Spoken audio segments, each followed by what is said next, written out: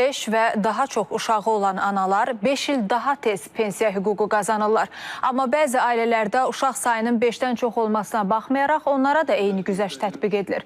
Bu sözləri Milli Məclisin Əmək və Sosial Siyasət Komitəsinin bugün keçirilən iclasında deputat Vüqar Bayramov deyib. Millət vəkili təklif edib ki, həmin ailələrdə uşaqların sayına görə güzəştlər edilsin.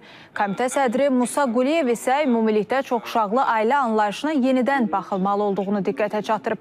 Qeyd eləyək ki, mövcud qanunvericiliyə əsasən çoxuşaqlı ailələr 5 və daha artıq uşağı olan ailələr hesab olunur.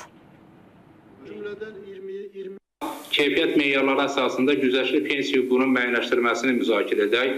Məsələn, uşaqların sayına görə analar daha tez pensiya çıxmaq hüququ qazana bilərlər. Məsələn, bu onu gətirib çıxara bilər ki, 5 və daha artıq, yəni çoxuşaqlı ailələrdə fiks rəqəm deyil, uşaqların sayına uyğun olaraq pensiya yaşında azalmaları müəyyənləşə bilər. İnsanların təbii artımı tempo aşağı düşübdür və 10 il, 12 il bundan əvvəl bizdə ildə 150 min, 160 min uşaq doğulurdusa, indi onların sayı təxminən 100-110 minə qədər inmişdir və bu tendensiya, bu meyil təəssüf ki, davam edəcəkdir. Buna görə də hesab edirəm ki, daha 5 və daha çox uşağı olan ailələrdən bir qədər sayı azaltmaq barədə düşünmək olar çoxuşaqlı ailə anlayışını və onda sizin dediyiniz həmin o spesifik yanaşmanı da, seçmə qaydalı yanaşmanı da biz tətbiq edə bilərik.